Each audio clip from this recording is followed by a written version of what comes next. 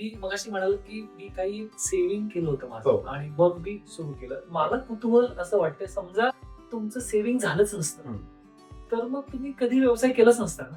Particularly आत्ताचा advantage या काळाचा आपल्याला तोच आहे. आपल्याकडे स्वतःचे पैसे जरी खूप नसतील तरी आपल्याला व्यवसाय करता येणं शक्य आहे. एक इव्हेंट मॅनेजमेंट कंपनी रन केली, एक सॉफ्टवेअर कंपनी चालू केली, तर एक विद्यार्थ्यांना इंटरव्ह्यूला मदत मिळेल म्हणून त्याचे व्हिडिओज आणि कंटेंट क्रिएट करत कंपनी. हे सगळं करताना ओनली टू रिअलाइज की हे काय फार पुढे जात नाही. मला असं वाटतं की मराठी तरुणांचा प्रॉब्लेम किंवा आपल्या कुटुंबामध्ये पण आपलं जसं कंडिशनिंग झालेलं असतं, हो. फेल्युअर एकदा म्हणजे परत त्याच्या वाट्याला जायचं नाही. ज्यांना व्यवसायात यायचंय आणि ज्यांच्याकडे खूप मोठं भांडवल नाहीये मार्केटिंगसाठी, त्यांना काय सांगा? एक व्यवसाय सुरू केला होता पण त्याबद्दल आपण जे लोकांना सांगतोय ते तुम्ही किती तुमचं कन्सेप्ट तुमचा स्वतःचा त्यावर विश्वास आहे, तुमचं कन्व्हिक्शन किती जेन्युइनली ती तुम्ही लोकांपर्यंत पोहोचवू शकता, याच्यापेक्षा दुसरं चांगलं मार्केटिंग असू शकत. मित्रांनो नमस्कार. आत्मउद्योग पॉडकास्ट मध्ये तुमचं स्वागत आहे, जिथे आपण व्यक्ती आणि व्यवसाय दोघांचा विकास याच्यावरती भर देतो. आपला ह्या पॉडकास्टचा हेतू आहे की छोट्या उद्योजकांना आपण ह्या पॉडकास्टवरती बोलवतो, त्यांच्या उद्योगाबद्दल आपण जाणून घेतो, त्यांचा प्रवास जाणून घेतो. याचा उद्देश असा आहे की तुम्हाला याच्यामधनं मोटिवेशन नाही पण मार्गदर्शन मिळालं पाहिजे. आणि माझा वैयक्तिक स्वार्थ असा आहे, मला असं वाटतं की मराठी तरुण तरुणींमध्ये अत्यंत जास्त केपेबिलिटी आहे, टॅलेंट आहे, पण कुठेतरी आपण ना व्यवसायाचं बॅकग्राऊंड नसल्यामुळे आपण थोडेसे चाचरतो. आणि म्हणूनच हेतू हा आहे की आपण ह्या पॉडकास्टवरती मराठी बिझनेसमन लोकांना इन्व्हाइट करणार आहोत आणि त्यांच्याकडनं आपण जाणून घेणार आहोत. आणि खास करून ते जे काही मार्गदर्शन करतील, मला असं वाटतं की मला स्वतःला पण खूप शिकायला मिळेल. आणि तुम्हाला व्यवसाय सुरू नसेल केला तर कसा करावा, तो वाढवावा कसा, याच्यावरती निश्चित मार्गदर्शन मिळणार आहे. त्यामुळे आजचा पॉडकास्ट एन्जॉय करा. तुमच्याकडे काही प्रश्न असतील तर आम्हाला जरूर पाठवा. वी विल आन्सर देम आणि hopefully you will get some benefit out of those answers. आणि आज पॉडकास्टवरती आपल्यासोबत आहेत विनय दर्प. विनय यांनी एक छान आपलं सगळं व्यवस्थित चाललेलं असताना त्यांच्या डोक्यात जसं आपण म्हणतो तसं ऑन्ट्रप्रिन्युरियल किडा शिरला आणि त्यांनी सगळं व्यवस्थित चाललेलं असताना नोकरी सोडून व्यवसायात यायचं ठरवलं. त्यांचा एकंदरीत प्रवास जवळजवळ 25 वर्षाचा आहे, ज्याच्यामध्ये 13 वर्ष त्यांनी IT मध्ये नोकरी केली आणि नंतर आता 9 वर्ष ते व्यवसायामध्ये आहेत. आणि त्यांच्या ह्या रिच अनुभवातनं आपल्याला भरपूर शिकायला मिळेल अशी माझी खात्री आहे. So will welcome Vinay on the show. Vinay, स्वागत आहे तुमचं. विनय नमस्कार. नमस्कार. Welcome to Atmaudyog. Thank you for having me. सुरू करूया. येस. सो विनय, पहिला प्रश्न, सुरुवातीपासून ते आत्तापर्यंतचा थोडक्यात तुमचा प्रवास सांगा आम्हाला.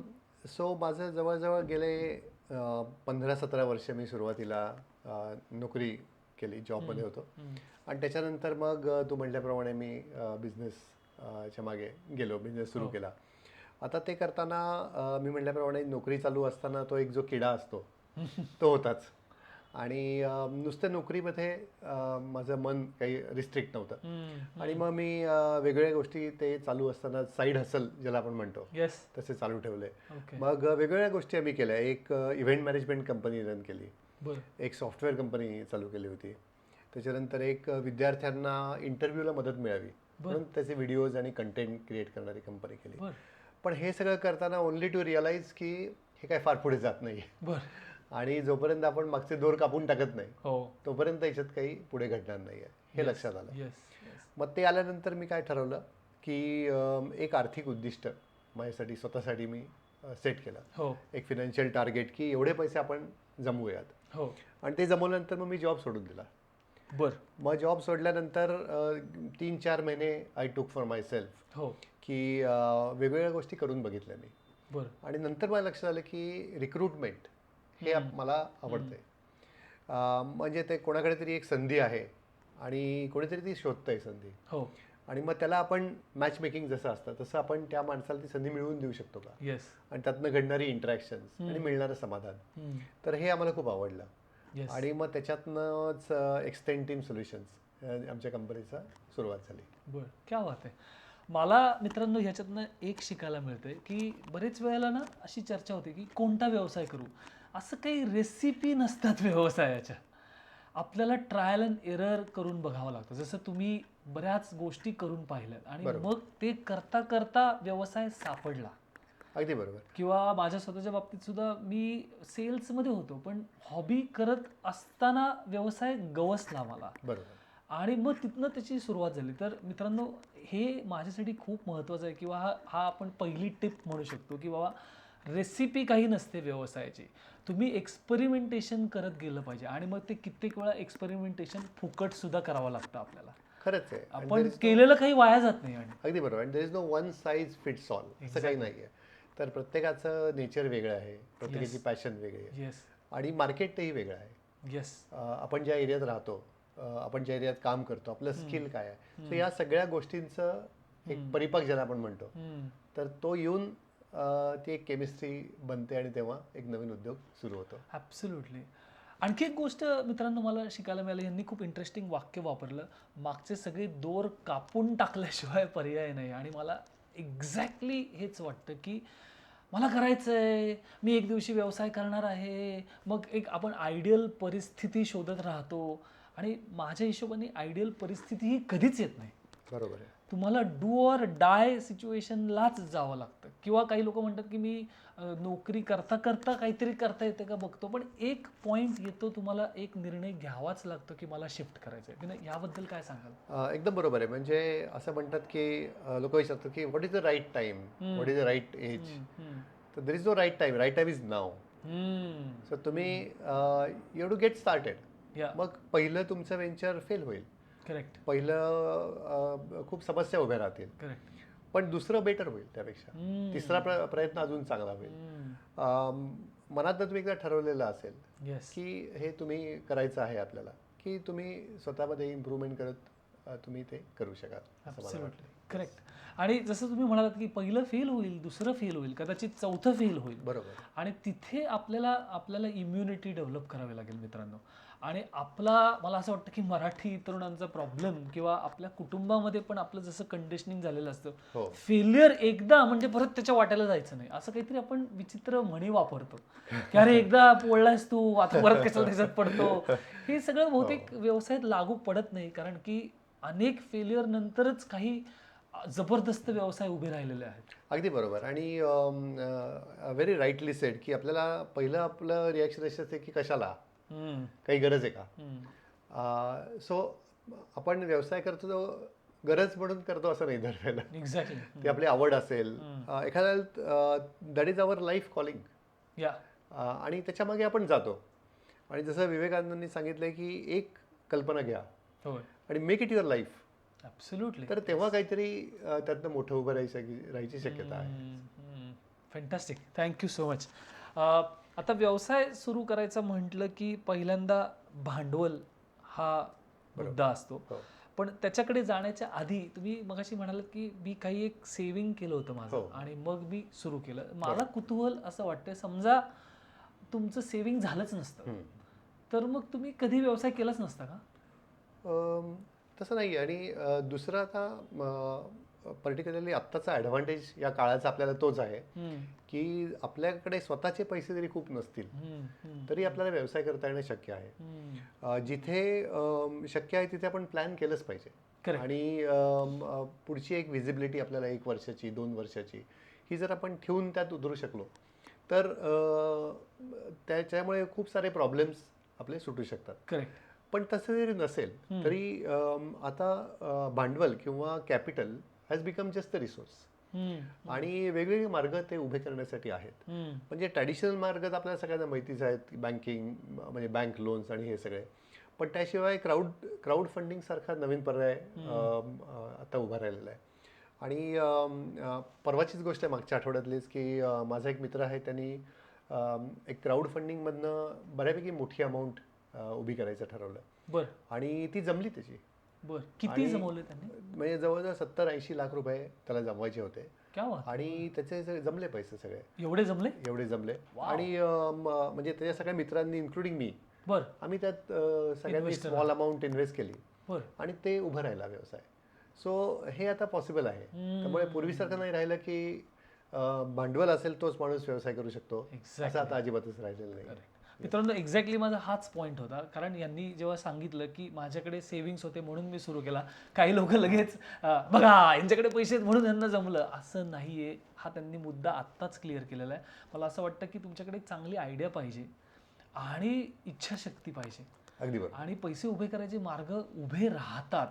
आणि जसं मी सुद्धा माझ्या काही मित्रांबरोबर चर्चा करत असताना असं अनेक वेळेला आमच्या चर्चेत बाहेर येतं की तुमच्याकडे चांगली आयडिया असेल, त्याचं तुम्हाला स्केल कसं करता येईल ह्याचं थोडंसं तुम्ही स्टडी केलेलं असेल, तर तुम्हाला पैसे द्यायला लोक तयार आहेत.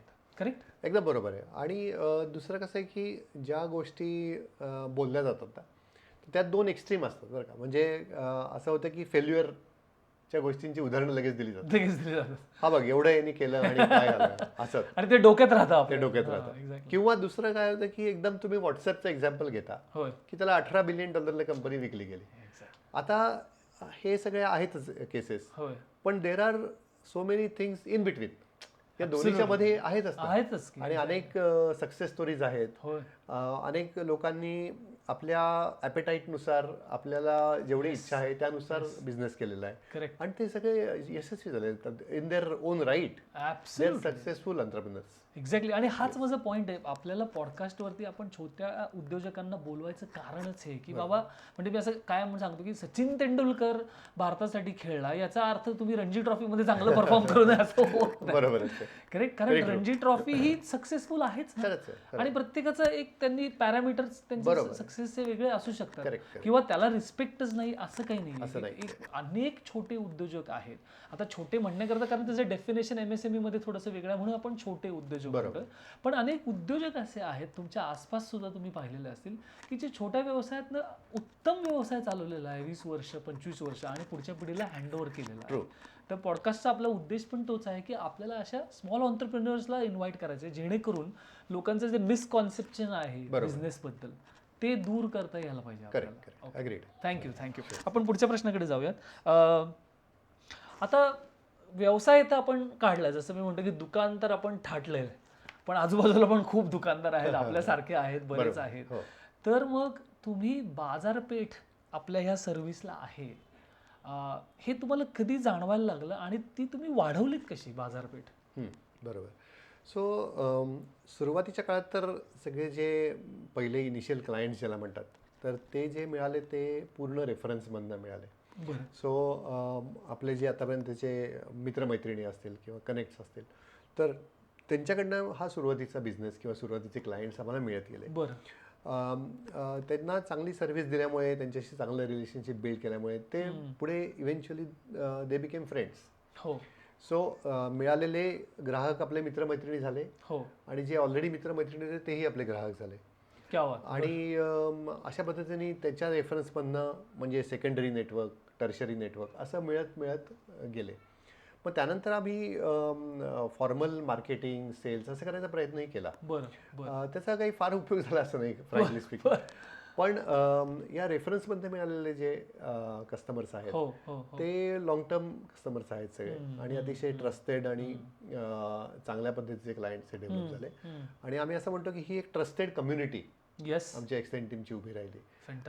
तर तसा करण्याचा मार्ग आपल्याकडे कायमच ओपन आहेच. बरं.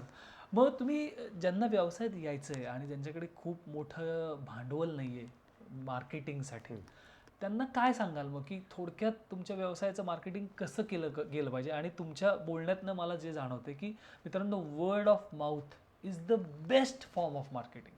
कारण मी जितक्या कॉन्फिडन्सनी विनयबद्दल लोकांना सांगेन तितकी कुठली दुसरी प्रिंटेड जाहिरात किंवा सोशल मीडियाची जाहिरात सांगणार नाही. Person speaks for the person असं म्हणतात.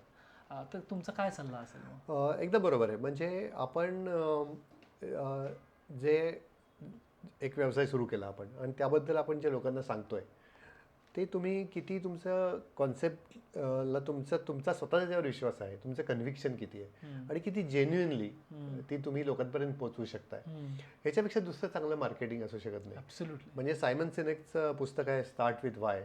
त्यात तसं तो म्हटलंय की people do not buy what you sell, yes, they buy why you sell what you sell. क्या बात आहे, क्या तुम्ही त्याचा पर्पज काय आहे तुमचं, येस येस. तर ते लोक बाय करतायत, तुमची पॅशन लोक बाय करतायत. सो सुरुवातीच्या काळात पर्टिक्युलरली जोपर्यंत तुमची कंपनी एका पर्टिक्युलर साईजची बनत नाही तोपर्यंत तुम्ही म्हणजेच तुमची कंपनी आहे. हो आणि तुमच्या पॅशनवर, तुमच्या जेन्युइन पिचवर हो, तर तुम्हाला बिझनेस पहिला मिळणार आहे. क्या बात आहे, क्या बात आहे. आपण ह्याच्यावरती जरा जास्त बोललं पाहिजे असं मला वाटतं की व्हाय.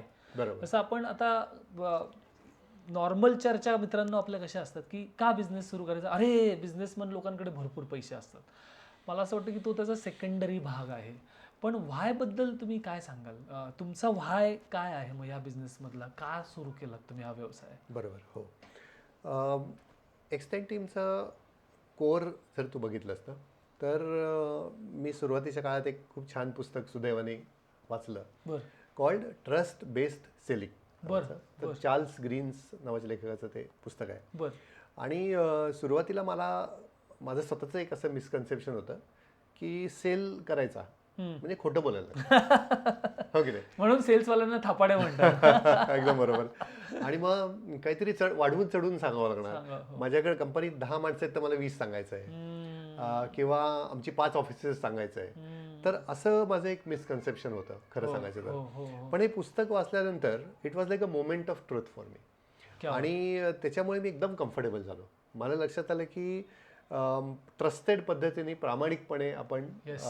सेल करू शकतो येस आणि तो जास्त सस्टेनेबल आणि परमनंट राहू शकतो. एक्झॅक्टली. हे झाल्यानंतर मग माझी त्यातली भीड चेपली असं म्हणायला हरकत नाही. बरोबर. आणि अशा पद्धतीने आम्ही कुठल्याही क्लायंटला काही खोटं न सांगता, न फसवता, येस जे काही खरं आहे ते सांगून Yes. त्या पद्धतीने बिझनेस मिळवायचा प्रयत्न सुरू केला. बरं. आणि तू जसं राईटली सेड की तुम्ही ते बिझनेस का करताय, तुम्ही त्यातला कुठला प्रॉब्लेम सॉल्व्ह करताय आणि किती जेन्युइनली, ट्रान्सपरंटली येस तुम्ही त्या क्लायंटचा प्रॉब्लेम समजून तो सोडवायचा प्रयत्न करताय. करेक्ट. तर याच्यावर आपल्याला बिझनेस किती आणि कधी मिळेल हे अवलंबून आहे. करेक्ट. म्हणजे मला एक उदाहरण आठवतं आहे की एक आमचा क्लायंट होता. तर क्लायंट्स पेअर्स फी, राईट, म्हणजे बरोबर. माणूस शोधण्यासाठी आम्हाला फी देतात. हो तर त्यांनी आमच्याकडे असं प्रॉब्लेम स्टेटमेंट घेऊन आला की आम्हाला जी एजन्सीची फी आहे हो. ती आम्हाला कमी करायची. बरं. ओके. सो तो आम्हाला सांगतोय की तुम्हाला मला कमी पैसे द्यायचे. पण we understand where is coming from. या त्यांना त्याची कॉस्ट कमी करायची आहे, विच इज फेअर. मग त्याला आम्ही असं सोल्युशन दिलं की ठीक आहे, तुम्ही तुमची कॉस्ट कमी कशी करू शकाल आणि त्यातनं आमचंही नुकसान कसं होणार नाही. तर असं आपण एक सोल्युशन काढूया. येस आणि एकत्र मिळून आम्ही we arrived at a solution. आणि तो क्लायंट आज 7 वर्ष आमच्या बरोबर आहे. क्या बात. आणि we have become their preferred vendor. क्या बात आहे. ओके मित्रांनो, मला थोडंसं आध्यात्मिकतेबद्दल आता इथे बोलावं असं वाटतं. व्यक्ती आणि व्यवसाय दोघांचा विकास म्हणजे एक्झॅक्टली हे आहे जे तुम्ही सांगितलं आत्ता. यांनी फार इंटरेस्टिंग गोष्ट आपल्याला सांगितलेली की मी खोटं काही सांगितलं नाही. माझ्याकडे 15 लोक आहेत, 20 लोक आहेत, नाही. Trust based selling. मी प्रामाणिकपणे माझ्या कस्टमर्सकडे गेलो, जे आहे ते सांगितलं. आणि हे अध्यात्म इन ॲक्शन आहे माझ्यासाठी. अध्यात्म वेगळं नाही आहे याच्यापेक्षा. आणि अध्यात्म जर का असेल आपल्यामध्ये तर मग आपण खोटं बोललं तरी ते आपल्याला टोचायला लागतं मग कुठे. म्हणजे ते सांगायची गरज नाही मी आध्यात्मिक आहे, ते असं रिफ्लेक्ट होतं. पण ते कल्टिवेट करतात. म्हणजे आता जसं फॉर एक्झाम्पल विनय जेव्हा त्यांची स्टोरी सांगतायत तेव्हा मला असं जाणवतं की तुम्ही कुठेतरी कॉन्शियसली हे स्वतःमध्ये कल्टिवेट केलं ना, की मी हे पुस्तक वाचलंय, माझ्यामध्ये एक थॉट शिफ्ट आलेला आहे आणि आता मी कॉन्शियसली एक निर्णय घेतोय की मी माझ्या कस्टमर्स सोबत खोटं बोलणार नाही. बरोबर. मी हा कॉन्शियसली निर्णय घेतोय आज की मी जी सर्व्हिस देईन ती प्रामाणिकपणे देईन. आणि that is what I call as shift in your consciousness. आणि तो शिफ्ट झाल्यामुळे आज ते 10 वर्ष व्यवसाय करतायत. मित्रांनो, फ्लाय बाय नाईट कंपन्या खूप आहेत. आपण बऱ्याच उदाहरणं ऐकलेली आहेत की काहीतरी व्यवसाय टाकलाय, लोकांना पैसे इन्व्हेस्ट करायला सांगितले, लुबाडलंय, सुमार दर्जाचे प्रॉडक्ट्स दिलेले आणि त्या कंपन्या चालत नाहीत. मित्रांनो, जे व्यवसाय 50-50, 100-100 वर्ष टिकलेले आहेत ते याच्यावरतीच टिकलेले आहेत. उत्तम सेवा, त्याच्या मागचं त्यांचं विजन.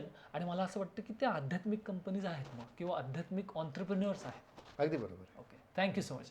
आपण पुढच्या प्रश्नाकडे जाऊयात.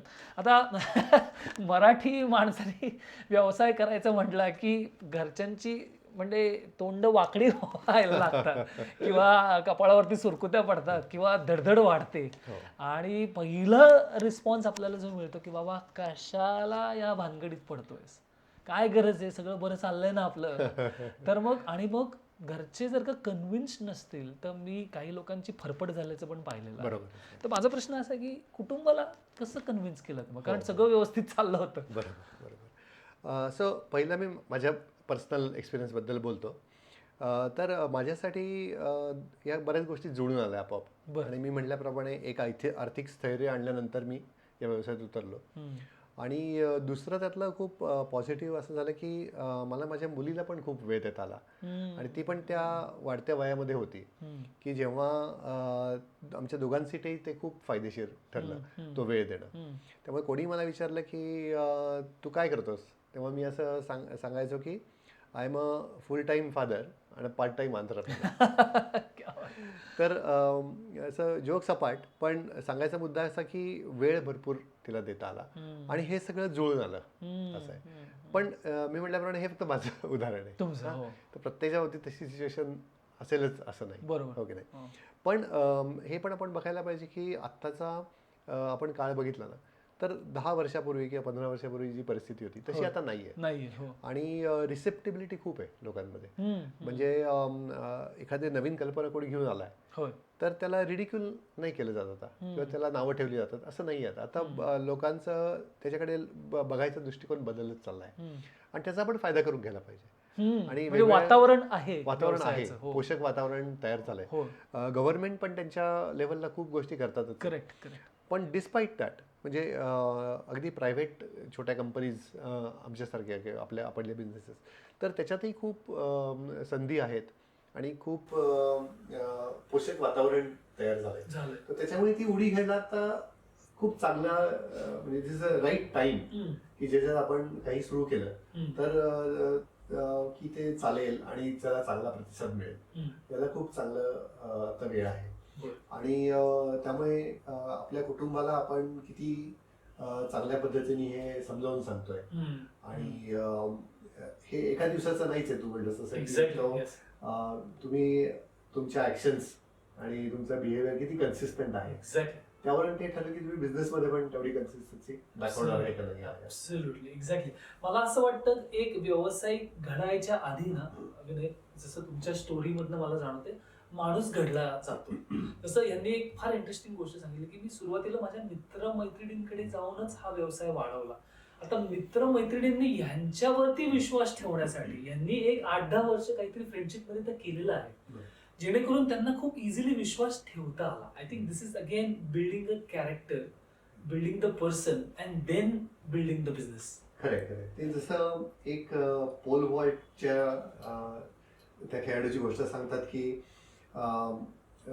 सो दिस पर्टिक्युलर प्लेयर तो दरवेळेला स्वतःच रेकॉर्ड म्हणत होता. तर एका जर्नलिस्टने त्याला विचारलं की कसं काय तुम्ही एवढ्या उंच उडी कशी काय मारू शकता.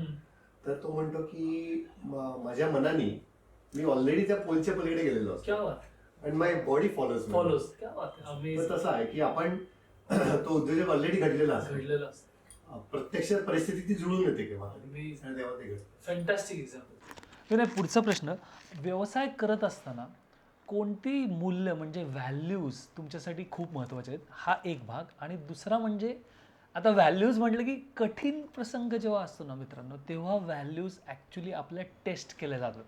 म्हणजे आता फॉर एक्झाम्पल मी जर का म्हणत असेल की प्रामाणिकपणा ही माझी व्हॅल्यू आहे आणि मी ती व्यवसायात जपतो, आणि मग कधी कधी अशी वेळ येते की क्लायंटला आता कॅबची बिलं द्यायची असतात मग त्याच्यात एक 50-100 जास्त लावावेत का, मग तिथे माझी व्हॅल्यू टेस्ट केली जाते. बरोबर. ते कोणी बघणार नसतं, मला माहिती असतं की ते 200-500 रुपये मिळतील सुद्धा, पण मग आता मी प्रामाणिक आहे का तो व्यवसाय करत असताना. त्याचप्रमाणे तुमच्यासाठी काय व्हॅल्यूज आणि कठीण प्रसंगी त्या जपल्या कशा गेल्या. बरोबर. So before I answer this question, एक मला गमतीशीर किस्सा आठवतो. एका कंपनीमध्ये मी असं ट्रेनिंग देण्यासाठी गेलो होतो. तर तिथे त्याचे डायरेक्टर बसले होते आणि ते म्हणले होते की आमचं विजन स्टेटमेंट जे आहे ना ते आमच्यासाठी फार महत्त्वाचं आहे बरं आणि सगळ्या लोकांच्या खिशामध्ये ते त्यांनी ठेवणं आवश्यक आहे बरं असं त्यांचा रूल आहे बरं आणि ठेवतात लोक म्हणजे असं छोटे त्यांना असं हो. एक कार्ड करून दिलंय बरं आणि सगळे त्यांचा युनिफॉर्म ठेवून ते कॅरी करतात तिथे. क्या बात आहे. बरं तर मी त्यांना म्हटलं की तुम्ही एक प्रयोग करून बघा. हो आता येणाऱ्या जाणाऱ्या कुठल्याही 3 लोकांना बोलवा हो आणि त्यांना सांगायला सांगा की तुमचं विजन स्टेटमेंट काय आहे. काय हो. तिघांनी वेगवेगळे उत्तर दिलं. सो आपली व्हॅल्यूज आपल्या येस या नुसत्या लिहायला कुठेतरी किंवा दाखवायला अशा असतील तर त्या खऱ्या व्हॅल्यूज नाहीये. उपयोगाच्या ते तुमचं मार्केटिंग पेज आहे मग वेबसाईट वरती लिहिण्यासाठी. वेबसाईटवर लिहायचं. तर तसं असून तुम्ही त्याला मग व्हॅल्यूज म्हणता कामा नये. येस बरोबर की नाही. तर आम्ही असं ठरवलं होतं ज्या पद्धतीने तू म्हणलास तसं की आपण एका पर्टिक्युलर पद्धतीनेच बिझनेस करणार आहे. येस सो आम्ही एक ट्रस्ट डेव्हलप करून या पद्धतीनेच क्लायंटशी वागणार आहे. येस मग कधी कधी शॉर्टकट्स तुम्हाला दिसतात समोर दिसतात आणि येतात आणि कधी कधी ते टेम्पटिंग असतात. हो कधी कधी यू आर बिंग फोर्स्ड हो ते फॉलो करण्यासाठी. हो कॉम्प्रोमाइज काहीतरी कॉम्प्रोमाइज करावं लागतं किंवा कुठेतरी पैसे द्यावे लागतात किंवा असं सगळं. पण आम्ही कटाक्षाने त्या गोष्टींपासून दूर राहिलो आणि आम्ही ठरवलं की या पद्धतीने आपल्याला व्यवसाय करायचा आहे. त्यातनं काही बिझनेस वी विल लूज हो आणि we are okay with that.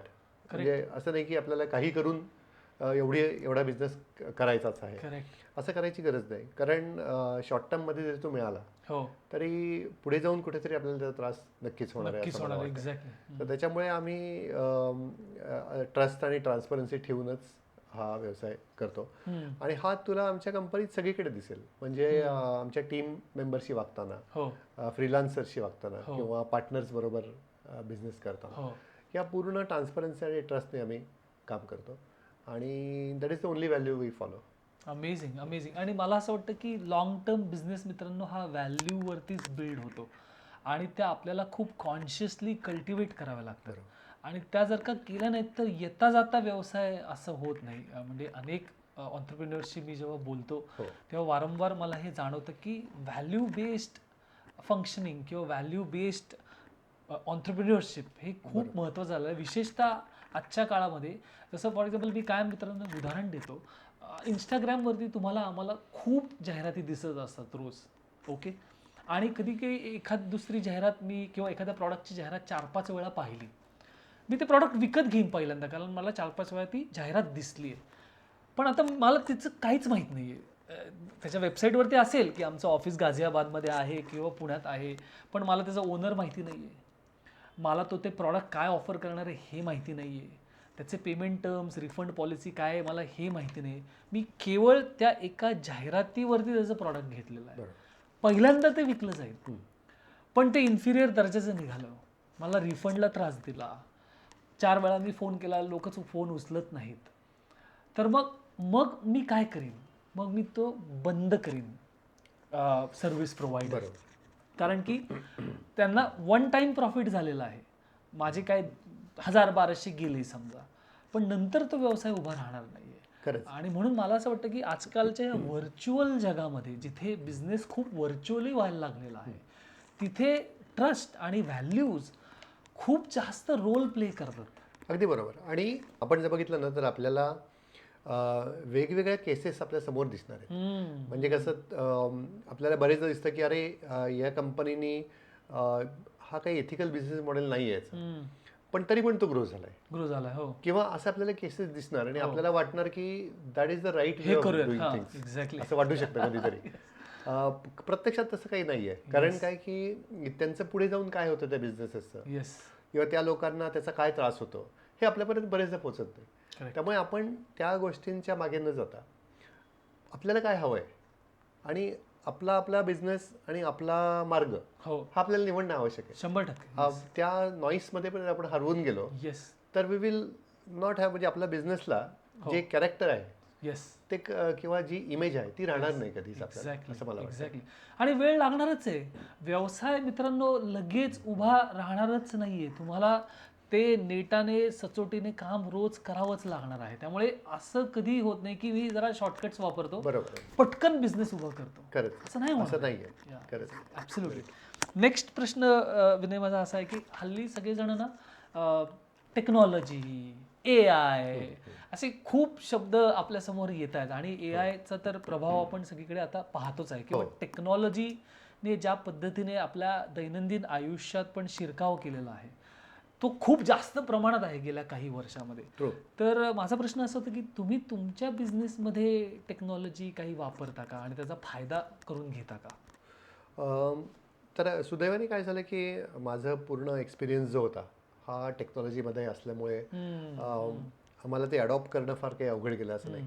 तर आम्ही खूप सारे वेगवेगळे टूल्स आणि टेक्निक्स आणि टेक्नॉलॉजीज आम्ही वापरतो. पण एक आपण आता लक्षात ठेवलं पाहिजे की हा आता ऑप्शन आपल्याला राहिलेला नाही आहे. म्हणजे एक्झॅक्टली मी टेक्नॉलॉजी वापरून हा बिझनेस करायचा का विदाऊट युझिंग टेक्नॉलॉजी असं आता राहिलेलं नाही आहे. करावाच लागेल. बरोबर. हा it has become a hygiene factor yes की तुम्हाला तुमची वेबसाईट असणं आवश्यक आहे नाही. मस्त आहे. हो तुम्हाला तुम्ही ऑटोमेशन काही वापरताय का हो आवश्यक आहे सगळं. येस तर त्यामुळे technology has remained part of the business has become a part of the business. बरोबर. आणि असं नाही राहिलं की तो ऑप्शनल आहे काहीतरी की मी वापरू का नको वापरू.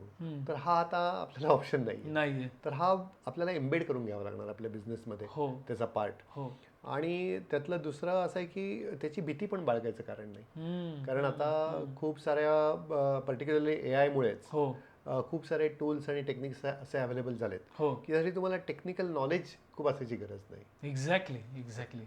म्हणजे मी स्वतःचं एक उदाहरण सांगतो की मी ChatGPT जेव्हा आलं तेव्हा आता काय आहे ChatGPT आणि ते कसं वापरावं. बरं पूर्वी जर का टेक्नॉलॉजी इतकी स्ट्रॉंग नसती तर मी विचार केला असता कुठल्या तरी इन्स्टिट्यूटमध्ये जाऊन आपण एक कोर्स करूया. बरोबर. पण काही नाही, मी फुकट ट्युटोरियल्स बघितले यूट्यूबवरती. एक 4 तास घालवले. मग एक 2 तास प्रॉम्प्ट कसा लिहावा आणि ChatGPTचं पेड सबस्क्रिप्शन घेतलं. आता मित्रांनो ते पेड सबस्क्रिप्शन महिन्याला एक 1600-1700 रुपये जातात. पण 1600-1700 व्यवसायात टाकणं महिन्याला ही काही फार मोठी गोष्ट नाही. पण त्याने मला एवढा फायदा झालेला आहे आणि अनेक कामं जी माझी रिपिटेटिव्ह कामं जी आहेत त्याचा टाइम इतका कमी झालेला आहे. तो वेळ मी आता दुसरीकडे क्रिएटिव्हली वापरू शकतो. तर तुम्ही आपल्या ह्या व्ह्युअर्सला काय सांगाल ज्यांना टेक्नॉलॉजी समजा अर्ली स्टेज ऑन्टरप्रिनर्स आहेत, पैसे नाही आहेत खूप टेक्नॉलॉजीसाठी, मग कसं ॲडॅप्टेशन करता येईल? तर आता खूप सारे टूल्स आहेत ना नितीन, हे they are available at a very low cost. बरं. If not free. म्हणजे काही काही तर फ्री पण आहेत. आणि हे सगळे इंडियन ओरिजिनेटेड बिझनेसेस आहेत. म्हणजे take an example of Zoho. Yes. तर झोहो CRM असेल किंवा बिलिंग असेल तर हे अतिशय लो कॉस्टमध्ये अवेलेबल असलेले प्रॉडक्ट्स आहेत. दुसरा त्याचा ॲडव्हान्टेज असं की ते SaaS बेस्ड आहेत. SaaS बेस्डचा अर्थ असा आहे की तुम्ही मंथली सबस्क्रिप्शन देऊन ते घेऊ शकता. तुम्हाला अशी कमिटमेंट नाही की एकदा मी घेतला आता अडकलो 5 लाख रुपये भरले, असं नाही. मी महिना 2000, 5000, 10,000 एक मंथली सबस्क्रिप्शन देतोय आणि त्याला मी वापरायला सुरू करतोय. 6 महिन्यांनी मला लक्षात आलं की माझी नीड यांनी नाही भागत आहे किंवा मला नको आहे हे आता, तर ते तुम्हाला थांबवायचं ऑप्शन आहे. येस. सो टेक्नॉलॉजी ही सगळे जसं म्हणतात तसं डेमोक्रेटाईज होत चालली आणि ती सगळ्यांना अवेलेबल आहे. येस. फक्त आपल्याला ते ओपन राहून ते एक्सप्लोअर करण्याची आवश्यकता आहे आणि राईट टूल चूज करण्याची आवश्यकता आहे. करेक्ट. तर आपल्यासाठी मित्रांनो मेसेज हा आहे की टेक्नॉलॉजी शिवाय आता व्यवसाय होऊच शकत नाही. म्हणजे मी बघितलेलं की छोटे दुकानदार सुद्धा रील्स करून त्यांच्या प्रॉडक्टचे रील्स टाकायला लागलेले आहेत किंवा कस्टमर एक्सपिरियन्स आम्ही क्रिएट केला आणि तो मी एक रील करून टाकलेला आहे. असं सगळीकडे ट्रेंड खूप बदलत आहेत. किंवा मी माझ्या कोचिंग बिझनेसमध्ये सुद्धा पूर्वी आम्ही कधी विचारच केला नव्हता की व्हिडिओ करू आणि कॉन्टेंट टाकू आणि काय करू. आणि मला कॉन्टेंट वेगळा शूट करण्यासाठी वेळच मिळत नाही. तर मी काय करायला सुरुवात केली की माझा लाईव्ह प्रोग्राम्सच रेकॉर्ड करायला सुरुवात केली.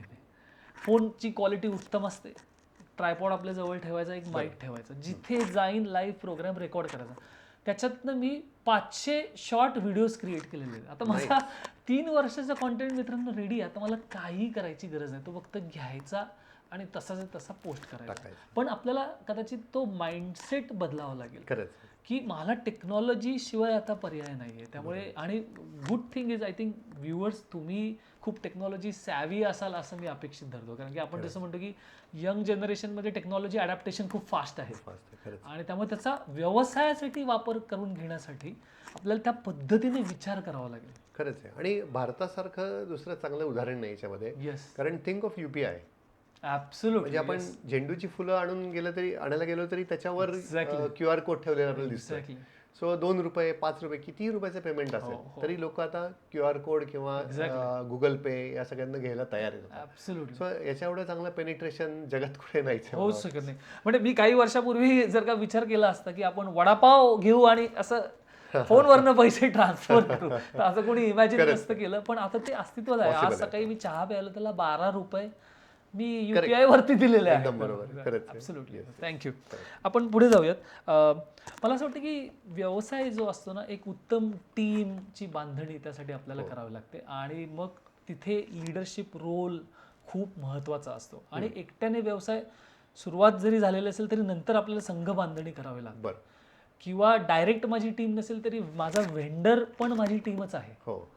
तर मग तुम्ही टीम बिल्डिंग किंवा टीम कल्चर हे कसं डेव्हलप करता, ते राखता कसं, हे जरा पाहिजे. So I was waiting for this question. हा बराच उशिरा आला. आय वॉज होपिंग की तो आधीच येईल. तर आमची तुम्ही टीम बघितली ना, एक्सटेंड टीमचे आमची जी टीम बघितली तर आमच्या कंपनीची पूर्ण ओळख जी आहे ना ही या टीममुळेच आहे. बरं. ओके. आणि खूप वेगवेगळ्या क्षेत्रातल्या लोकांनी येऊन आमच्याबरोबर काम केलंय आणि we feel very happy about it. म्हणजे डायव्हर्स टीम ज्याला म्हणतात ना, हो. अशी ही एक युनिक टीम बिल्ड झालेली आहे. बरं.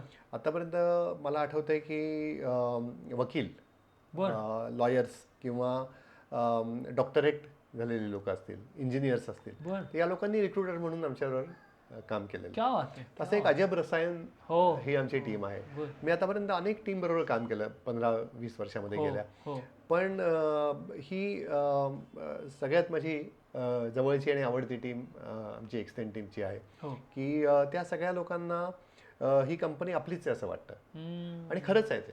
ती त्यांचीच कंपनी आहे आणि त्याच्यामुळे म्हणजे ही हॅपी प्लेस क्रिएट करायची असं आमचं उद्दिष्ट आहे की सगळ्यांना ती कंपनी आपली वाटली पाहिजे. बरं. आणि त्यात त्यांना एन्जॉयमेंट मिळाली पाहिजे काम करताना. हो. तर अशा पद्धतीने ह्या टीमचं वैशिष्ट्य आहे.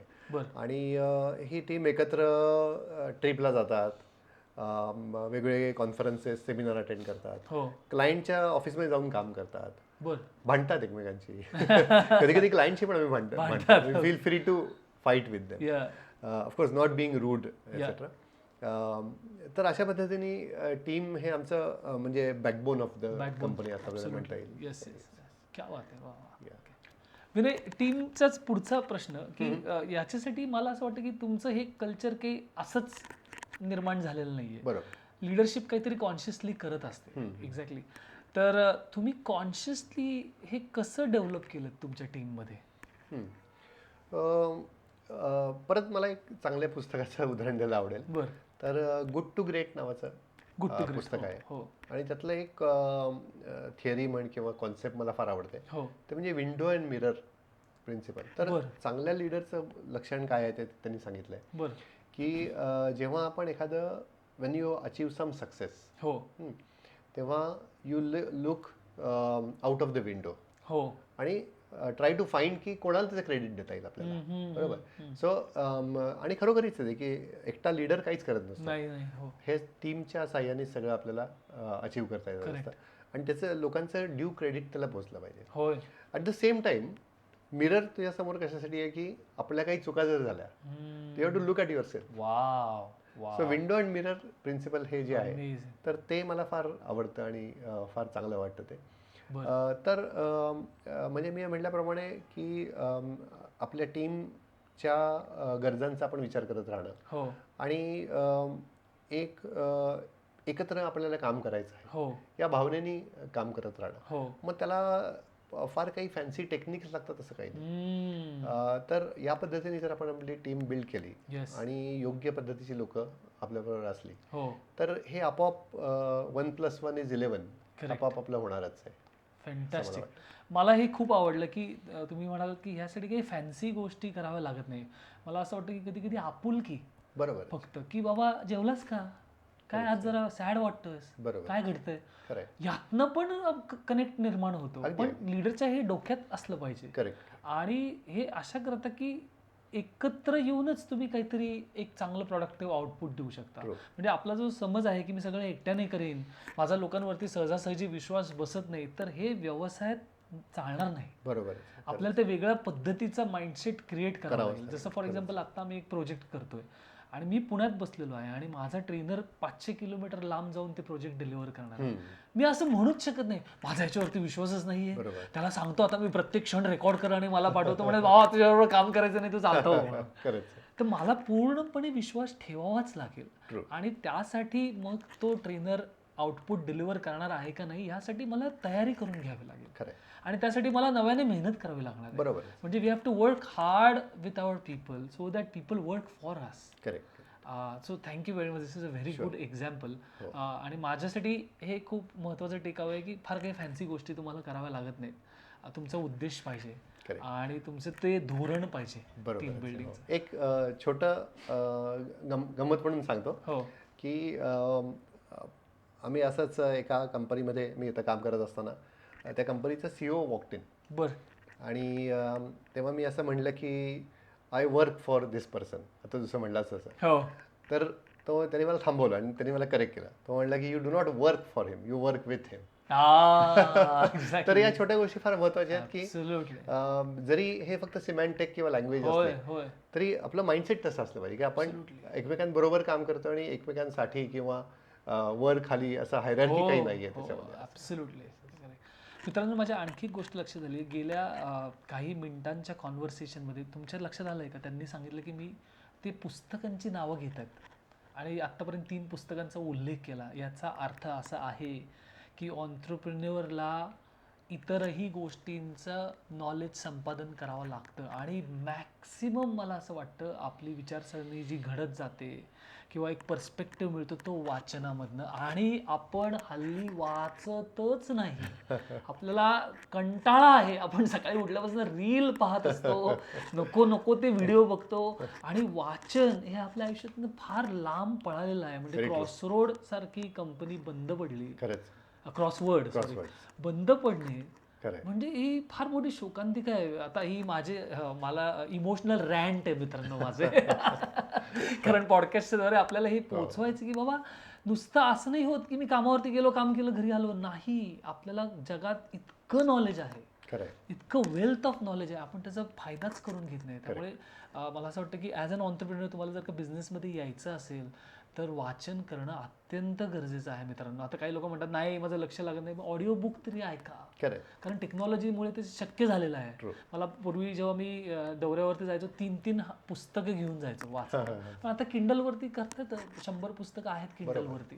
त्यामुळे this is another takeaway for us की आपण वाचलं पाहिजे, उत्तम साहित्य वाचलं पाहिजे. मग माझे सर म्हणायचे का, विचारलं ना काय वाचू, काय पडेल ते वाच रे, सुरुवात तर कर. माझा एक मित्र फार छान सांगायचा पुस्तकांबद्दल. त्याचं असं म्हणणं होतं की जेव्हा आपण वाचन करतो तेव्हा आपण दुसऱ्याच्या चुकांना शिकत असतो. हो, एक्झॅक्टली. नाहीतर मग यू हॅव अन ऑप्शन की स्वतःच चूक करून ती कॉस्टली चूक करा आणि शिका. एक्झॅक्टली. त्याच्याऐवजी तुम्ही दुसऱ्याच्या चुकांना शिकायचा सोपा आणि स्वस्त मार्ग असताना तुम्ही वापरत का नाही? एक्झॅक्टली. आणि कधी कधी आपल्याकडे एवढा वेळ नसतो, मी माझ्याच चुका करत राहीन, धडपडीन उठीन आणि पळायला. कधी शिकणार आपण? शिकणार कधी मग? एक्झॅक्टली. म्हणजे ते दलाई लामांचं मित्रांनो सुंदर वाक्य आहे. एका व्यक्तीने त्यांना विचारलं कशाला पाहिजे गुरु मला, मी स्वतः होईन ना, आत्मसाक्षात्कार मिळेल ना मला, काय गरज आहे गुरुची? ते म्हणाले हो बरोबर आहे, गुरुची काही गरज नाहीये, असेल तर वेळ खूप वाचेल. तसंच आहे मला वाटतं. हे वाचन जे काय आपण ऐकतो पाहतो त्यातनं आपला वेळ वाचू शकतो. म्हणजे दुसरं म्हणजे आपला हा पॉडकास्ट, जसं मी कायमच सांगतो, आत्मउद्योग इज फॉर व्यक्ती आणि व्यवसाय दोघांचा विकास व्हावा. आणि माझ्यानुसार हे वैयक्तिक माझं मत आहे, व्यक्तीचा विकास हा अध्यात्मातनं होतो. आणि अध्यात्माची बैठक असेल तर आपल्याला खूप वेगळ्या पद्धतीने आपलं लाईफ घडवता येतं. बरोबर. आणि मग ते व्यवसायात दिसतं, ते कुटुंबात दिसतं, ते मैत्रीमध्ये दिसतं, अध्यात्म सगळीकडे दिसतं. तर माझा प्रश्न असा आहे की तुम्ही काही आध्यात्मिक मार्ग, प्रोसेसेस, प्रॅक्टिसेस काही करता का कॉन्शियसली, किंवा ते घडतात तुमच्याकडनं? बरोबर. सो म्हणजे मी आय कॅनॉट क्लेम की आम्ही असं अध्यात्माचं फॉर्मल काही प्रॅक्टिस करतो किंवा कुठला तरी ज्ञानयोग किंवा असं फॉलो करतो, कर्मयोग किंवा असं. पण एक फोकस आमचा नेहमी काय असतो की वी वर्क ऑन इंटेंट, म्हणजे मूळ हेतू हा याच्यावर आम्ही खूप काम करतो किंवा याच्यावर आमचं अगदी कटाक्षाने आम्ही लक्ष ठेवतो. म्हणजे काय सांगतो उदाहरण की बरेचदा काय होतं की आपण सगळे काम करणारी माणसंच आहोत, म्हणजे इथे तो माणूस क्लायंटकडे काम करत असेल किंवा आपल्या पार्टनरच्याकडे असेल किंवा आपला टीम मेंबर असेल, आपण स्वतः असू, आपण सगळे एकमेकांबरोबर डील करतो, आपण माणसंच आहोत सगळे, हो की नाही? मग त्यात त्यांच्या भावना, राग, लोभ सगळं येतच त्याच्यामध्ये, है ना.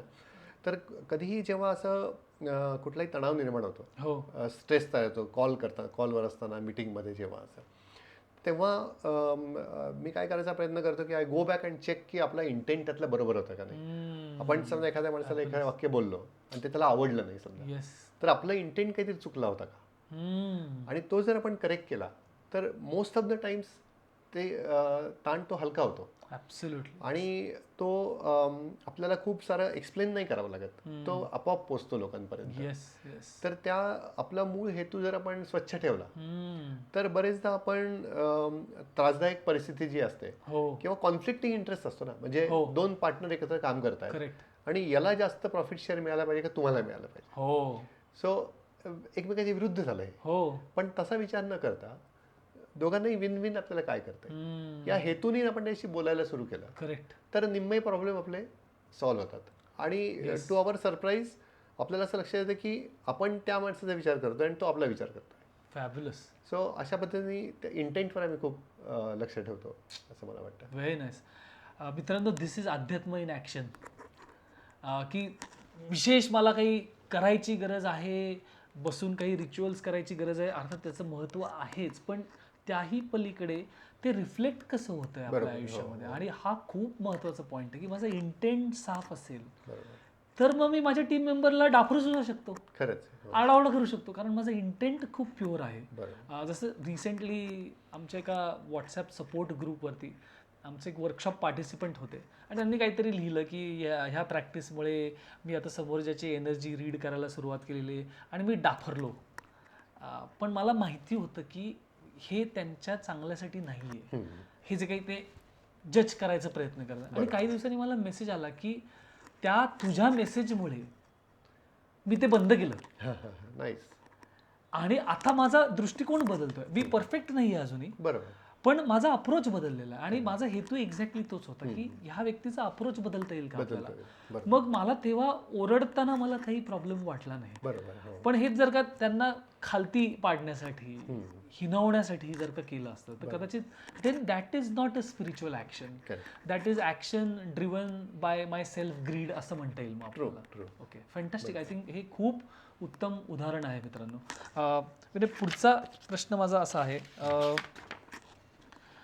की जेव्हा काही लेसन्स असतात आपल्याला जे खूप कठीण पद्धतीने शिकावे लागतात ऑन्टरप्रिन्युअरशिपमध्ये, आणि ते ब्लॉक्स जेव्हा येतात तेव्हा आपलं सगळं मोटिवेशन जातं, आपण आपला निर्णयच क्वेश्चन करायला लागतो की मी का सुरू केलं वगैरे वगैरे. असं काही घडलंय का आणि बाहेर कसे आलात मग त्यात? नक्कीच. तो म्हणजे चुका म्हणलं तर मोठी यादीच निघेल. पण एक महत्त्वाचा बदल मला असं वाटतं माझ्या स्वतःमध्ये जो घडला आहे तर ते म्हणजे आपण सगळं टेक्निकल, बऱ्यापैकी टेक्निकल आपलं माइंडसेट असतं आणि लॉजिक आपण बघतो सगळ्यात की हे लॉजिकल आहे का नाही, असं काय असं. बरोबर. पण जेव्हा आपण बिझनेस करतो किंवा माणसांबरोबर डील करतो तेव्हा लॉजिक डिफाईज, ते काही तिथे टिकत नाही. तर त्यामुळे आम्ही एकदम पूर्वी अग्रेसिव्ह राहायचो एकदम की अरे आपण हे केलं आणि तो असं करत नाहीये, लॉजिकली त्याने असं केलं पाहिजे, मी पाठवलं त्याला रिस्पॉन्ड नाही केला, असं आम्ही अग्रेसिव्ह होतो आम्ही खूप असं. मग माझ्या लक्षात आलं की असं राहून काहीच आपल्याला फायदा नाही, हो की नाही. म्हणजे कधी कधी असं होईल की you will win a debate किंवा argument with a client and you will lose the client. Exactly, lose the relationship. Exactly. त्याचा आपल्याला काहीच उपयोग नाहीये. मग ते झाल्यानंतर we mellowed down a lot. बरं. आणि मग मी स्वतः पण माझं अग्रेशन जे होतं, आणि काय होतं की ते शब्दातनं जरी येत नसेल ना तरी आपल्या मनात जर असेल तर ते बॉडी लँग्वेज मधनं, जेस्चर्स मधनं, फेशियल मधनं कळतं ते लोकांना, बाहेर पडतं, हो की नाही.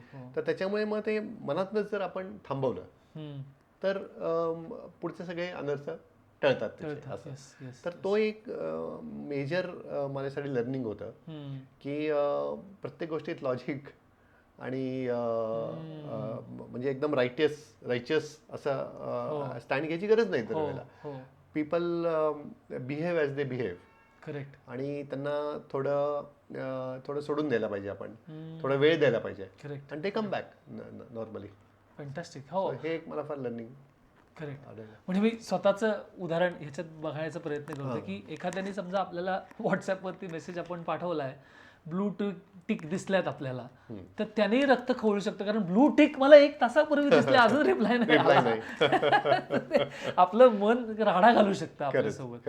तर हा खूप इंटरेस्टिंग पॉइंट आहे माझ्यासाठी की लोकांबरोबर मी डील करतोय, तर लोकांबरोबर वागत असताना मी माझं माइंडसेट पण शिफ्ट केला आहे, कारण त्याच्यामुळे नाही तर अनेक प्रॉब्लेम्स घडू शकले असते. आणि हल्ली तर आपलं माइंड इतकं ॲग्रेसिव्ह आहे की 2ला 2 उगाच जोडायचा आपण प्रयत्न करत असतो आणि त्यातनं काहीतरी विपर्यास होऊ शकतो. आणि त्या माणसाच्या मनात एखाद्या वेळेला तसं काही नसतंही. Exactly.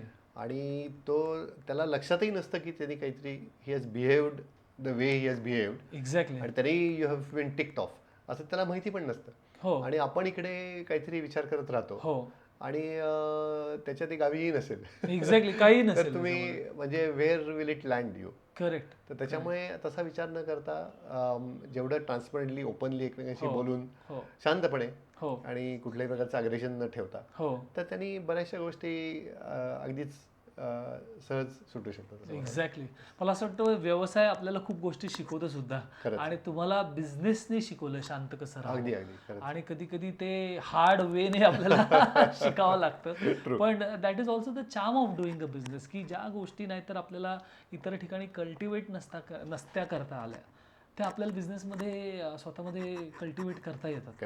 Okay, I will move to the next question. Success. आता प्रत्येकाचं डेफिनेशन सक्सेसचं खूप वेगवेगळं असू शकतं. तुमच्यासाठी 8-10 वर्ष व्यवसाय करून झाल्यावरती सक्सेसचं डेफिनेशन काय आहे, आणि ते आधी तसंच होतं का आता बदललंय? नाही, खूपच बदललंय. आणि 8-10 वर्षापेक्षा I would talk about 20 years. बरं. म्हणजे जेव्हा मला असं वाटायचं की आपण काहीतरी बिझनेस करावा आणि काहीतरी उभं करावं, तर तेव्हा माझं स्टार्टिंग थॉट, सुरुवातीचा विचार असा होता की 100 लोकांची कंपनी बिल्ड केली की ते इट्स अ सायझेबल बिझनेस, तो काहीतरी यशस्वी बिझनेस आहे. मग हळूहळू त्यातला फोलपणा माझा मग then came examples like WhatsApp, की जिथे 140 लोकांच्या कंपनीनी $18 बिलियन व्हॅल्युएशन मिळालं. मग त्यावरनं मला लक्षात आलं की नाही, मग number of people is not the measure of success, valuation is a measure of success. मग असं करता करता शेवटी जेव्हा मी स्वतः त्याच्यात सुरू केलं, आणि तेव्हा मला लक्षात आलं की इतरांचं मेजर ऑफ सक्सेस हे आपलं नाहीये. अलग लक्षात, आपलं आपल्याला डिफाईन करायचं आहे, आणि जे आपण डिफाईन करू ते आपलं सक्सेस आहे. म्हणजे हे ISO सारखं आहे की तुम्ही से व्हॉट यू राईट आणि राईट व्हॉट यू से. तर तुम्ही डिफाईन करायला पाहिजे सक्सेस, आणि ते तुम्ही मिळवायचा प्रयत्न केला पाहिजे. तर त्याच्यामुळे ती माझी व्याख्या बदलत आता करंट व्याख्या माझी अशी आहे which may change 5 years down the line, की how do we build this trusted and happy community of people. ही आमची सक्सेसची डेफिनेशन आहे. आणि त्या ट्रस्टेड कम्युनिटीमध्ये मग आपले टीम मेंबर्स असतील, सगळे आपले पार्टनर्स असतील, आपले फ्रीलान्स आपल्याबरोबर काम करणारे लोक असतील, क्लायंट्स असतील, क्लायंटकडे त्यांच्या टीम्स असतील काम करणारे. तर ही एक हॅपी ट्रस्टेड अशी कम्युनिटी जर बिल्ड झाली, तर for everybody is a pleasure to work with each other. तर ते आता माझ्यासाठी सध्याचं डेफिनेशन आहे ते असं म्हणायला हरकत नाही. ओके, मला वाटतं की ह्याच्यात पण अध्यात्म आहे. हे बघा मित्रांनो, पैसे सगळ्यांनाच आपल्याला कमवायचे आहेत, आपल्याला कुटुंब चालवायचे आहेत, आपण संन्यासी नाही आहोत. पैसे तर मिळणारच आहेत व्यवसायातनं. चांगला व्यवसाय केला, प्रॉब्लेम सॉल्व्ह केले, व्हॅल्यू दिली, तर पैसे येणार आहेत. पण त्याच्या पलीकडे मला असं वाटतं की हा खूप इंटरेस्टिंग पॉईंट आहे तुमचा, की एक ट्रस्टेड कम्युनिटी जिथे द कम्युनिटी इज थ्रायव्हिंग, सगळे डेव्हलप होत आहेत, सगळे ग्रो होत आहेत. And this is also part of spirituality. मला असं वाटतं की हे पण अध्यात्म आहे आणि पैसे तर येतच राहणार आहेत कारण ते तर तुम्ही मॅनेज करतच आहात बिझनेसमध्ये तुमच्या. आणि म्हणून मला आता पुढचा प्रश्न असा विचारायचा आहे की बिझनेस करत असताना फायनान्शियल डिसिप्लिन हा एक खूप मोठा भाग असतो. म्हणजे असं म्हणतात की किंवा व्यवसाय करत असताना माझ्या लक्षात येतं की पैसे आपण असे सहजासहजी उडवाउडवी करू शकत नाही. ते खूप बॅलन्स करावं लागतो आपल्याला. तुम्ही काय रूल्स पाळता फायनान्सेसचे ज्यामुळे the finances are in place in the business? So याचा रूट आहे ना सगळ्याचा, तर I was born and brought up पुण्यामध्ये, शुक्रवार पेठेमध्ये. बरं. ओके. तर तो एक मिडल क्लास आपलं जे बॅकग्राऊंड आहे, तर that teaches you a lot. कारण रिसोर्सेस वर क्रंच्ड ऑलवेज. करेक्ट. असं भरभरून पैसे आहेत आणि जे आपण कधी पाहिजे असं नाहीच होत. सो तुम्हाला ते भागवायचं असतं त्याच्यामध्ये वगैरे. तर ते रूट्स जे असतात आपल्याला, तर ते त्यांनी मला पर्टिक्युलरली फार फायदा झाला. कारण आपल्याला माहिती आहे की आपल्याकडे लिमिटेड रिसोर्सेस असणार आहेत. त्यातलं आपल्याला सर्टन गोष्टी आहेत ज्या मॅन्डेटरी आहेत. बरोबर. त्या करायच्याच आहेत. ओके. टॅक्स तुम्हाला भरायचंच आहे. लोकांच्या सॅलरीज तुम्हाला कराव्याच लागणार. बरोबर. तर ते करायचंच आहे तुम्हाला. ते झाल्यानंतर you have some kitty left की जी तुम्ही तुमच्या बिझनेस ग्रोथसाठी कशी उपयोगी पाडू शकाल आणि त्यातनं तुम्ही कसा बिझनेस ग्रो करू शकाल. आणि तो जर झाला तर तुम्ही financially benefit, you are going to be benefit. तुमच्या टीमला फायदा होणार आहे, तुम्हाला फायदा होणार आहे, सगळ्यांनाच फायदा होणार आहे. त्यामुळे तो डिसिप्लिन पद्धतीने मॅन्डेटरी आपले खर्च कुठले आहेत, किती पैसे आपण त्या बिझनेसमध्ये परत टाकणं आवश्यक आहे, rather than siphoning out the entire amount किंवा या महिन्यात चांगला बिझनेस झाला तर that may not work sustainably. So त्यामुळे तो माइंडफुल डिसिजन असला पाहिजे की किती आपण परत बिझनेसमध्ये टाकतोय, किती सावधपणे किंवा किती रिस्क घेतोय. तर हा एक चांगला बॅलन्स आपल्याला ठेवणं फार आवश्यक आहे. मला असं वाटतं की बिझनेसमध्ये मित्रांनो, बिझनेस करत असताना नफा जो आपल्याला होतो तो परत गुंतवावा पण लागतो बिझनेसमध्ये, हे लक्षात आपण ठेवलं पाहिजे. त्यामुळे आणि ते मॅनेजमेंट करता आलं पाहिजे. आणि बरेचसे बिझनेसेस तिथे फसू शकतात आणि ते डिसिप्लिनच आपल्याला क्रिएट करावं लागणार. आणि ती शिस्त जोपर्यंत आपण क्रिएट नाही करत तोपर्यंत व्यवसाय दिसायला दिसू शकतो बुक्स वरती, पण तो प्रॉफिटेबल आहे का नाही, तो नीट मॅनेज होतोय की नाही, आपले टॅक्सेस नीट जात आहेत का नाही, याच्यावरती खूप कटाक्षाने लक्ष द्यावं लागेल आपल्याला. आणि ती शिस्तच घेऊन यावी लागेल, त्याशिवाय ते होणार नाही. दुसरा ह्याच्यात एक सब पॉइंट किंवा याला ॲडिशनल मुद्दा मला असा वाटतो की हे करत असताना डिसिप्लिन करून आपण एका पद्धतीपर्यंत हा बिझनेस चालवतोय. ते करताना आपल्याला थोडंसं इनोव्हेशन किंवा क्रिएटिव्हिटी पण पाहिजे की जेणेकरून आपण याच्यामध्ये ॲडिशनल बिझनेस मॉडेल कुठे आणू शकतो किंवा याच्याबरोबर फार कष्ट न करता याच्यातनंच डायव्हर्सिफाय काय करू शकतो की जेणेकरून आपल्या जे बिझनेसला येणारं फंडिंग आहे ते इम्प्रूव्ह कसं होईल आणि त्यांनी आपल्या फिक्स कॉस्ट आहेत पर्टिक्युलरली त्या कशा आपोआप कमी होतील किंवा त्यातनं निघतील सगळ्या. ते झाल्यानंतर मग you have lot of freedom of mind की तुम्ही मग प्रयोग करू शकता. कारण तुमच्याकडे एक सस्टेनन्स आलेला आहे ऑलरेडी. आता तुम्हाला प्रयोग करायला, रिस्क घ्यायला, इनोव्हेशन करायला मुभा आहे. तर ते तुम्ही कसं करू शकता. तर हा पण त्यातला एक भाग आहे की फायनान्शियल मॉडेल तुम्ही कसं बनवताय बिझनेसचं, तो डिसिप्लिन पद्धतीने ते कसं चालवताय आणि काय इनोव्हेशन तुम्ही करताय जेणेकरून ते फायनान्सेस बिकम इझियर. करेक्ट. आणि मी याच्यात खूप वीक आहे, पण मला असं वाटतं की जर का आपल्याला एखादी गोष्ट येत नसेल, सरळ एक्सपर्ट समोर जाऊन बसावं आणि सांगावं की आम्हाला हे आता जमत नाहीये, शिकवा मला. हे माझा व्यवसायात मी काय करू आता जेणेकरून फायनान्शियल प्लॅनिंग माझं नीट होईल. आणि तिथे रिसर्च असं सांगतो मित्रांनो, पहिल्या 5 वर्षात जवळजवळ 70% बिझनेसेस बंद पडतात. आणि ते बंद पडण्याचं कारण एक त्यातलं महत्वाचं आहे की फायनान्स मॅनेज आपल्याला करता येत नाही. आणि मग त्याच्यात हाही मुद्दा आला की उधार घेताना मग डोळे बंद करून उधारी घ्यायची, मग लोक 30% व्याजाने पैसे घेतात आणि व्यवसायात टाकतात. हा अतिशय ब्लाइंड खेळण्यासारखा आहे आणि अतिशय घातक निर्णय आहे. आणि जसं तुम्ही मगाशी सांगितलं की फंडिंगचे अनेक मार्ग आहेत, तर मग तिथेही फायनान्शियल प्रुडन्स किंवा आपण कशा पद्धतीने फायनान्सेस हाताळतोय हे अतिशय महत्वाचं. नाही तर आपल्याला त्याचा ठोकताळच नसतो, काय आले कुठे, गेले कुठे, उरले किती, आपल्याला काहीच कळत नाही. तर माझ्यासाठी पण हे लर्निंग खूप आहे की डे 1 पासून फायनान्शियल डिसिप्लिन व्यवसायात असलं पाहिजे. विनय, बिफोर वी क्लोज आणि मी समरी एक थोडीशी करणार आहे तुमच्या प्रश्नांमधनं उत्तरांमधनं जी आम्हाला शिकायला मिळालंय, आणि then we can have a closing message for the audience. तर मित्रांनो, मला असं वाटतं की आपण एक समरी बघूयात आज काय शिकता आलं. कारण की जसं मी सांगतो की हा पॉडकास्ट मोटिवेशन साठी नाही, आपल्याला शिकायचंय. ज्याला व्यवसाय करायचा आहे त्याने 1-2 गोष्टी एका एपिसोड मधनं जरी उचलल्या तरी खूप महत्वाच्या आहेत आपल्यासाठी. तर पहिलं मला असं वाटतं की माझ्यासाठी शिकवण ही आहे की व्यवसाय करायची कुठलाही आयडियल टाइम नसतो. आपल्याला सगळे मागचे दोर कापावे लागतात, एक निर्णयच घ्यावा लागतो. तो चांगला का वाईट हे आपल्याला त्या क्षणी कधीही माहिती नसतं. आपली पॅशन आणि आपल्याला काहीतरी दिसत असतं जे इतरांना दिसत नसतं, आणि त्याच्या जोरावरती आपल्याला एक निर्णय घ्यावा लागतो, आणि तो खूप महत्वाचा. जितका लांबणीवरती टाकू तितका व्यवसाय आपला पॉसिबिलिटीज आपल्या कमी होत जाणार आहे. माझ्यासाठी पहिलं लर्निंग ते होतं. भांडवल हा आता फार मोठा मुद्दा राहिलेला नाही असं माझं दुसरं लर्निंग आहे. कारण की जसं आपण चर्चा केली की आयडिया तुमच्याकडे असेल, तुमच्याकडे तो बिझनेस ग्रो करायचा एक प्लॅन असेल, 1-2-3 वर्षांत मी असा तो ग्रो करणार आहे. अनेक लोक आपल्याला फायनान्शियली सपोर्ट करायला तयार आहेत. गव्हर्नमेंटचे स्कीम्स आहेत, प्रायव्हेट इन्व्हेस्टर्स आहेत, क्राऊड फंडिंग आहे. जसं यांनी उदाहरण दिलं की 70 लाख रुपये क्राऊड फंडिंग मधून उभे केलेले. माझ्यासाठी खूप सरप्राइझिंग होतं आता. तर हे मला शिकायला मिळालंय. नंतर मला असं वाटतं की बाजारपेठ शोधणं हा जो एक मुद्दा आहे, तर पहिल्यांदा आपण आपल्या नेटवर्ककडेच जावं, तिथेच तो बिझनेस प्रॉपगेट करायला सुरुवात करावी. कारण तिथनं जो आपल्याला सपोर्ट मिळेल, असं नाही की नकार मिळणार नाहीये, पण तिथे आपल्या विश्वासाची लोक जास्त आहेत.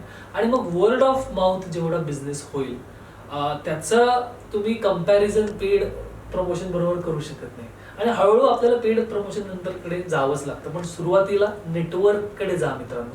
ते नेटवर्क तुम्हाला सपोर्ट करेल. नंतर माझ्यासाठी हे आहे की मूल्य जपणे व्यवसायामध्ये. कारण चांगले व्यवसाय हे मूल्यांवरतीच आधारित असतात. फ्लाय बाय नाईट बिझनेस करून काही उपयोग नाही. थोड्या काळाकरता सक्सेस मिळेल, नंतर आपण डब्यातच जाणार आहोत. ते अधोरेखित आहे, त्याच्याबद्दल काही वादच नाही. नंतर तुम्ही सांगितलं की टीम बिल्ड करणं हे पहिल्यापासून आपल्याला त्याच्यावरती फोकस करावं लागेल. कारण मराठीत काही काही म्हणे व्यवसायात लागू नाही. जसं एक म्हण, स्वतः मेल्याशिवाय स्वर्ग दिसत नाही. आपण मरतो, स्वर्ग कधीच दिसत नाही. आपल्याला टीमच पाहिजे तिथे, आणि ती टीम डेव्हलप करता आली पाहिजे, ते शिकता आलं पाहिजे. म्हणून पीपल मॅनेजमेंटचं स्किल आपल्याला शिकता आलं पाहिजे. दुसरं फायनान्शियल डिसिप्लिन, आणि लास्ट म्हणजे अध्यात्म. हे व्यवसायात पण दिसतं. आणि तुम्ही एक छान उदाहरण दिलं की इंटेंट, माझा हेतू काय, आणि त्या हेतू जर का माझा प्युअर असेल तर मला लोकांना मग माझ्या वागण्यात कधी कधी थोडंफार फेरबदल होऊ शकतो, पण हेतू साफ असेल तर I can always win. And that is spirituality for me मित्रांनो. सो मला असं वाटतं की फार उत्तम चर्चा आपण केली आज, आणि तुम्ही खूप छान टिप्स दिल्या. आणि लास्ट वाचन, असं ते अंडरलाईन, वाचाल तर वाचाल असं जे आपण ऐकलेलं आहे, ते माझ्यासाठी परत एकदा की बाबा पुस्तकं वाचली पाहिजे, चांगलं साहित्य वाचलं पाहिजे. शेवटाला what is the message that you would like to give our viewers? स्वतः पुस्तकाचं तू एवढं म्हणण्यावर परत एक मला पुस्तक आठवलं. द मेकॅन्झी वे नावाचं पुस्तक. The McKinsey way. त्यात त्यांनी छान सांगितलं की fail fast fail cheap. Wow. So खूप सारं प्लॅनिंग, खूप विचार असं करत बसण्यापेक्षा जस्ट डू इट. येस, तुम्ही ट्राय करा, प्रयत्न करा, पडू एखाद्या वेळेला आपण, पण त्यातनं शिका. Fail fast fail cheap. जेवढं लवकर कळेल की आपलं हे चुकलंय, तर कुठलाही इगो किंवा कुठलंही इनिबिशन न ठेवता ते बंद करून चेंज करायचं होतं. असं आपण केलं तर मला नाही वाटत की कुठला बिझनेस हा फेल होऊ शकेल किंवा त्याच्यात खूप मोठे प्रॉब्लेम्स, लाईफ थ्रेटनिंग रिस्क आहे त्याच्यावर, असं आता अजिबातच नाहीये. त्यामुळे हे करणं इज डेफिनेटली वर्थ इट, आणि खूप म्हणजे आयुष्यावरची शिकवण मिळू शकते. फॅन्टास्टिक. हा मुद्दा मी विसरलो होतो. आपल्याला फेल्युअर येणार आहे. जसं तुम्ही सांगितलं 4-5 बिझनेस आयडियाज ट्राय केल्या मी, तर फेल्युअर म्हणजे अंत नाही. म्हणजे मला एक सुंदर वाक्य आठवतं, it is not a failure, it is a feedback. आणि फेल्युअर फीडबॅक म्हणून घेतलं तर आपण पुढे जाणार आहोत. आणि हे नक्की तुम्ही लक्षात ठेवायचं. पहिल्याच आयडियामध्ये तुम्ही सक्सेसफुल व्हाल असं नाहीये. आपल्याला ट्राय करत राहावं लागणार आहे, थांबायचं नाही. हा एक मंत्र आपण डोक्यात ठेवला पाहिजे. So thank you so much podcast वरती आल्याबद्दल, and thank you for giving these valuable inputs. Thanks for having me. Thank you. मित्रांनो, पॉडकास्ट आवडला असेल तर जरूर लाईक करा, सबस्क्राईब करा आणि तुमच्या इतर मित्रमैत्रिणींना हा एपिसोड दाखवा. त्यांना पण जरूर काहीतरी यातनं शिकायला मिळेल आणि व्यवसाय सुरू करायची प्रेरणा मिळेल. Thank you so much.